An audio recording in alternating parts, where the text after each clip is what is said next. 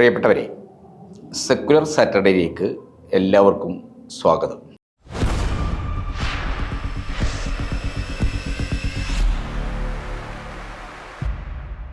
ഈ ശനിയാഴ്ച secular Saturday പരിശോധിക്കുന്നത് ഇന്ത്യ US വ്യാപാര കരാറിനെ സംബന്ധിച്ചാണ്.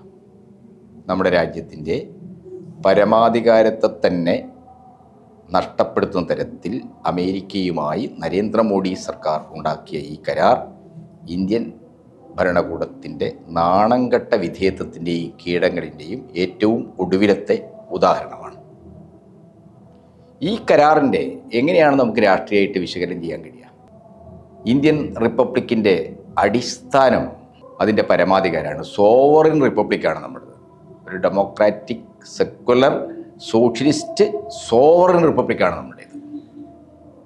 നമ്മുടെ രാജ്യത്തിൻ്റെ പരമാധികാരത്തെയാണ് നരേന്ദ്രമോദി സർക്കാർ ഇന്ത്യ US വ്യാപാര കരാറിലൂടെ അടിയറ വച്ചിരിക്കുന്നത്. ഇന്ത്യൻ റിപ്പബ്ലിക്കിൻ്റെ പരമാധികാരത്തെക്കുറിച്ച് മഹാനായ ജവഹർലാൽ നെഹ്റു രാജ്യത്തിൻ്റെ സാശ്രിതമായ വളർച്ചയുമായി ബന്ധപ്പെട്ട് മാത്രമേ അതിന് നിലനിൽപ്പുള്ളൂ എന്ന് 1950-കളിൽ തന്നെ വ്യക്തമാക്കിയതാണ്. നമ്മുടെ ഭരണഘടന അംഗീകരിച്ച് ജനുവരി 26-ാം തീയതിയാണ് ഇന്ത്യ ഒരു പരമാധികാര പൂർണ്ണമായ റിപ്പബ്ലിക്ക് എന്ന നിലയിൽ അതിൻ്റെ ഭാവി ആസൂത്രണം, സാമ്പത്തിക രംഗത്തെ നമ്മുടെ സമീപനം, ഇതൊക്കെ തന്നെ മുന്നോട്ട് വെക്കുന്നത്. ഇറക്കുമതിക്ക് പകരം ആഭ്യന്തരമായ ഉൽപ്പാദനത്തെയും സ്വാശ്രയത്വത്തെയും ലക്ഷ്യം വെക്കുന്ന വികസന കാഴ്ചപ്പാടിൽ നിന്നാണ് നെഹ്റു സർക്കാർ ഇന്ത്യയിൽ പ്ലാനിങ്ങിന് തുടക്കം കുറിക്കുന്നത്. 1990-കളോടെ നെഹ്റുവിൻ്റെ പൊതുമേഖലയിലൂന്നുന്നതും സാശ്രിതവുമായ വികസന കാഴ്ചപ്പാടുകളെ നമ്മൾ കൈയൊഴിഞ്ഞു ദേശീയടിമത്തത്തിൻ്റെ പ്രമാണരേഖയായ ഗാട്ട് കരാറ് തുടങ്ങി നിരവധിയായ സ്വതന്ത്ര വ്യാപാര കരാറുകളിലേക്ക് കോൺഗ്രസ് സർക്കാർ തന്നെ ഈ രാജ്യത്തെ എത്തിച്ചു.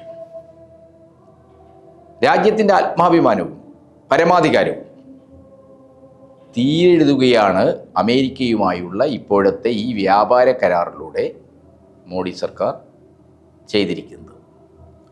റഷ്യയിൽ നിന്ന് നേരിട്ടോ പരോക്ഷവുമായ എണ്ണ വാങ്ങില്ലെന്ന് ഇന്ത്യ ഉറപ്പ് കൊടുക്കുകയും ട്രംപ് ആവശ്യപ്പെട്ടത് പ്രകാരം വെനിസ്വേലയിലെ അമേരിക്കൻ കമ്പനികളിൽ നിന്ന് ഇന്ത്യ എണ്ണ വാങ്ങാമെന്ന് ഉറപ്പ് നൽകുന്ന സാഹചര്യമാണ് ഉണ്ടായത്.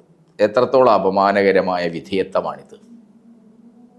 ഇതിനെയൊക്കെ തുടർന്നാണ് പോലും അമേരിക്ക പ്രഖ്യാപിച്ച 50% പ്രതികാര ചുങ്കം 18% കുറക്കാനുള്ള തീരുമാനമുണ്ടായത് എന്നാണ് ഈ BJPക്കാരൊക്കെ പറയുന്നത്. ഈ നാടക്കേടിനെ ന്യായീകരിക്കണം. ഇന്ത്യ എന്ന നമ്മുടെ സ്വതന്ത്ര പരമാധികാര രാജ്യത്തെ ട്രംപിൻ്റെ വാണിജ്യമോഹങ്ങൾക്കും ലോകാധിപത്യ താല്പര്യങ്ങൾക്കും അടിയറ വെക്കുകയാണ് ഈ നരേന്ദ്രമോദി സർക്കാർ ചെയ്തിരിക്കുന്നത്. ഇത് സംബന്ധമായി പാർലമെൻറ്റിൽ പോലും ചർച്ച ചെയ്യാൻ അമേരിക്കയുമായി ഉണ്ടാക്കിയ ഇന്ത്യയുടെ വ്യാപാര കരാർ പാർലമെൻറ്റിൽ പോലും ചർച്ച ചെയ്യാൻ തയ്യാറായില്ല. ഇന്നലെ, അതായത് ഫെബ്രുവരി 10-ന് ബജറ്റ് ചർച്ചയിൽ പങ്കെടുത്ത എല്ലാ പ്രതിപക്ഷാംഗങ്ങളും അമേരിക്കക്ക് കീഴടങ്ങിയ വ്യാപാര കരാറിനെ അതിനിശിതമായി തന്നെ വിമർശിക്കുന്നതാണ് നമ്മൾ കണ്ടത്. US ഉൽപ്പന്നങ്ങൾ ഇന്ത്യൻ വിപണിയിലേക്ക് ഒഴുകുന്നത് കാർഷിക വ്യവസായ മേഖലകളെ തകർക്കുമെന്ന് പ്രതിപക്ഷാംഗങ്ങൾ സർക്കാരിനെ ഓർമ്മപ്പെടുത്തി. ഇടതുപക്ഷ അംഗങ്ങളും അഖിലേഷ് യാദവ് അടക്കമുള്ള മറ്റ് പ്രതിപക്ഷാംഗങ്ങളും US-ഉമായുള്ള കരാർ ഇന്ത്യൻ കാർഷിക മേഖലയുടെ സമ്പൂർണമായ തകർച്ചക്കാണ് വഴിവെക്കുന്നതെന്ന കാര്യം സഭയിൽ വളരെ വികാരഭരിതമായി സംസാരിച്ചു. ഇന്ത്യ US വ്യാപാര കരാർ നിലവിൽ വരുന്നതോടെ നിരവധിയായ കാർഷിക ഉൽപ്പന്നങ്ങൾ, നമ്മുടെ ആഭ്യന്തര ഉൽപ്പന്നങ്ങൾ അമേരിക്കയിൽ നിന്ന് തീരുവരഹിതമായി ഇന്ത്യൻ വിപണിയിൽ ഒഴുകിയെത്തും. ഇന്ത്യയിലേക്കത് ഡംപ് ചെയ്യപ്പെടും. US ഇന്ത്യ വ്യാപാര കരാറിൽ അമേരിക്കയിൽ നിന്നുള്ള വലിയൊരു വിഭാഗം ഭക്ഷ്യവസ്തുക്കളുടെയും കാർഷിക ഉൽപ്പന്നങ്ങളുടെയും തീരുവ പൂർണ്ണമായും ഇന്ത്യ ഒഴിവാക്കുമെന്നാണ് വ്യവസ്ഥ ചെയ്തിരിക്കുന്നത്. ഇന്ത്യ US സംയുക്ത പ്രസ്താവന പറയുന്നത് കാലിത്തീറ്റയ്ക്കുള്ള ഡ്രൈഡ് ലിസ്റ്റിൽ നിന്ന്, അതേപോലെ തന്നെ ഇത് ഡ്രൈ ഗ്രെയിനുകൾ, അത് എത്തനോളിൻ്റെ ഉപോൽപ്പന്നമായ ധാന്യാവശിഷ്ടം, മണിച്ചോളം, ഇങ്ങനെ വിവിധ ഇനം നട്ട്സുകൾ, ഡ്രൈ ഫ്രൂട്ട്സ്, അതുപോലെ തന്നെ പഴങ്ങൾ, സംസ്കരിച്ച പഴങ്ങൾ, സോയാബീൻ എണ്ണ, അതേപോലെ പരുത്തി തുടങ്ങി നിരവധി കാർഷിക ഉൽപ്പന്നങ്ങൾ ഇന്ത്യയിലേക്ക് ഇറക്കുമതി ചെയ്യുക. ഇത് നമ്മുടെ ആഭ്യന്തരമായ ദേശീയമായ കാർഷിക ഉൽപ്പാദനത്തെ തകർക്കും. വൻതോതിലുള്ള അമേരിക്കൻ ഇറക്കുമതി ഇന്ത്യയുടെ കാർഷിക ഉൽപ്പാദന മേഖലയെ ഗുരുതരമായി വർക്കും. ഇതിനു പുറമെയാണ് നട്ട്സുകൾ, ഡ്രൈ ഫ്രൂട്ട്സുകൾ, പഴങ്ങൾ, കാലിത്തീറ്റയ്ക്ക് ആവശ്യമായ ഉൽപ്പന്നങ്ങൾ തുടങ്ങിയതൊക്കെ ഇന്ത്യൻ വിപണിയിലേക്ക് ഒഴുകിയെത്താൻ ഈ കരാർ വഴി വഴിയൊരുങ്ങിയിരിക്കുന്നു. പാർലമെൻറ്റിൽ പ്രതിപക്ഷ നേതാക്കൾ ചൂണ്ടിക്കാണിച്ചതുപോലെ ഇന്ത്യയിലെ ഫലവർഗ കർഷകർക്കും ധാന്യ കർഷകർക്കും പരുത്തി കർഷകർക്കും ഈ കരാർ അഗാധമായ ആഘാതമാണ് ഉണ്ടാക്കുക.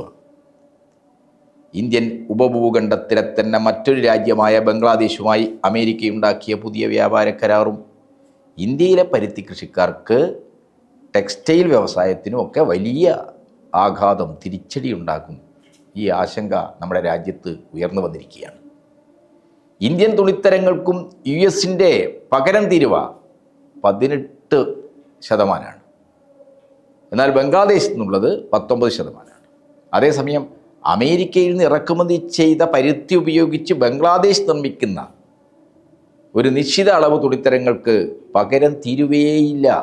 നിലവിൽ ബംഗ്ലാദേശ് ഏറ്റവും കൂടുതൽ പരുത്തി വാങ്ങുന്നത് നമ്മുടെ രാജ്യത്തു നിന്നാണ്. അമേരിക്കയിൽ നിന്ന് തീരെയുളവിൽ ബംഗ്ലാദേശ് പരുത്തി ഇറക്കുമതി വർദ്ധിപ്പിച്ചാൽ അത് ഇന്ത്യൻ പരുത്തി വ്യവസായത്തെ ഗുരുതരമായി ബാധിക്കും.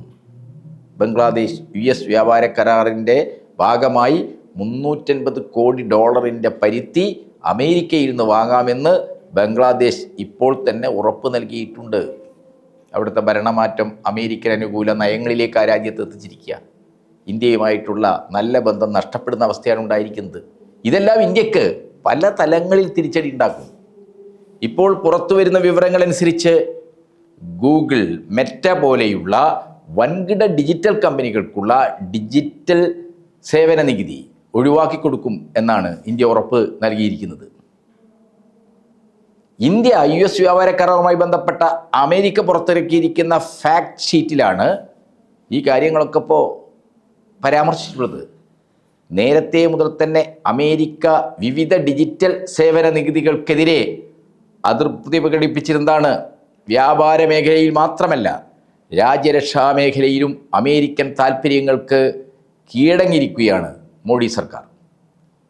അടുത്ത 10 വർഷം അമേരിക്കയുമായുള്ള പ്രതിരോധ സഹകരണം കൂടുതൽ വിപുലപ്പെടുത്താമെന്ന് ഇന്ത്യ ഉറപ്പ് നൽകിയതായി മിസ്റ്റർ ട്രംപ് തന്നെ വ്യക്തമാക്കിയിരിക്കുന്നു.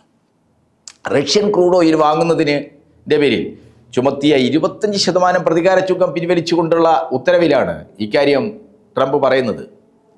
റഷ്യൻ എണ്ണ ഇനി വാങ്ങില്ലെന്ന് ഇന്ത്യ ഉറപ്പ് നൽകിയതിൻ്റെ അടിസ്ഥാനത്തിലാണ് 25% പ്രതികാര തീരുവ ഒഴിവാക്കുന്നതെന്ന് ട്രംപ് ആ ഉത്തരവിൽ പറയുക. മാത്രമല്ല, റഷ്യൻ എണ്ണ നിർത്തുന്നതിന് പകരമായി അമേരിക്കയിൽ നിന്നുള്ള ക്രൂഡ് ഓയിൽ കൂടുതലായി വാങ്ങാമെന്ന് ഇന്ത്യ മോഡി സർക്കാർ ഉറപ്പ് നൽകിയതായിട്ടും ട്രംപ് പറയുക. ഇതിനെല്ലാം പുറത്താണ് പ്രതിരോധ സഹകരണം കൂടുതൽ വിപുലമാക്കാമെന്ന ഉറപ്പ് ഇന്ത്യ നൽകിയിരിക്കുന്നത്.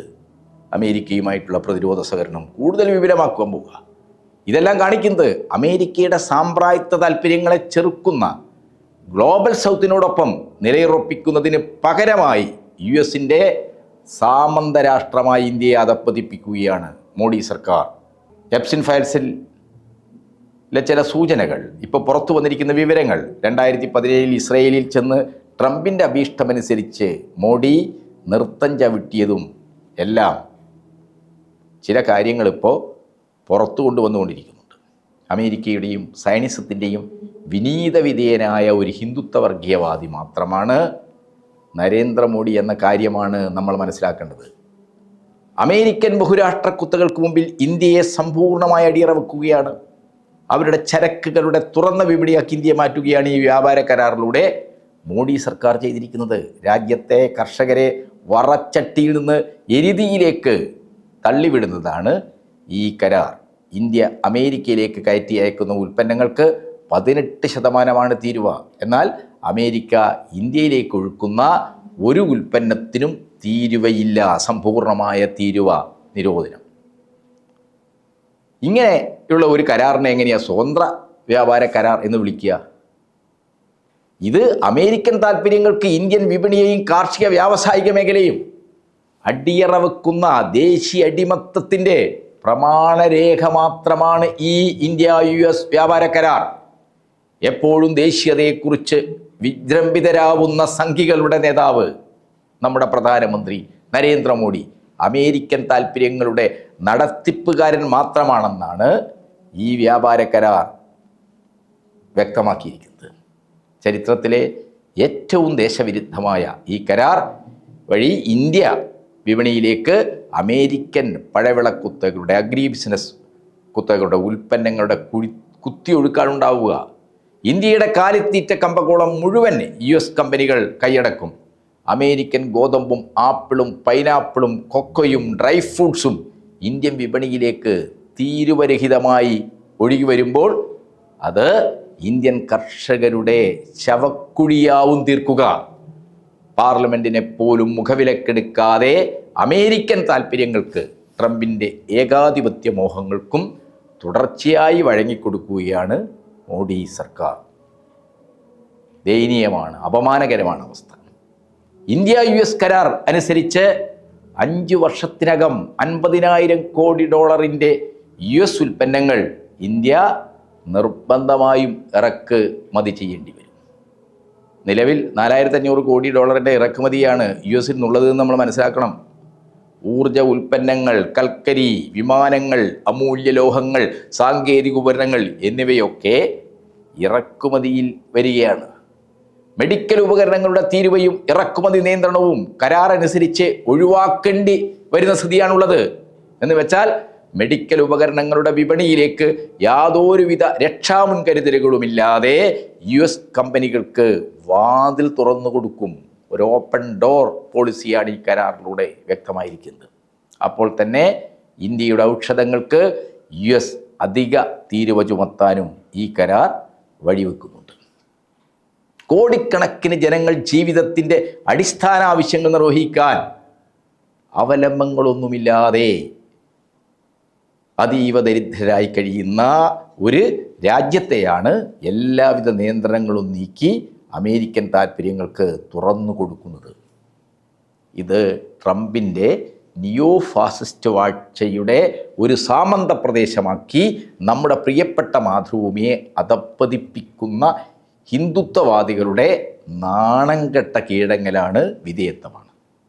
ഈ കീഴടങ്ങലിന് അപമാനകരമായ വിധേയത്വത്തിനുമെതിരെ ശക്തമായ പ്രതിഷേധം ഉയർത്തിക്കൊണ്ടുവരാൻ എല്ലാ വിഭാഗം ജനങ്ങളും ഒന്നിച്ചു നിൽക്കേണ്ടതുണ്ട്. നമ്മുടെ രാജ്യത്തെ അതിൻ്റെ ചരിത്രത്തിലെ ഏറ്റവും അപമാനകരമായ അടിമത്തത്തിലേക്ക് ഇന്ത്യയുടെ കാർഷിക ഉൽപ്പാദന വ്യാവസായിക മേഖലകളെ ആകെ തകർക്കുന്ന ഒരു നയത്തിലേക്ക് നയിക്കുകയാണ്.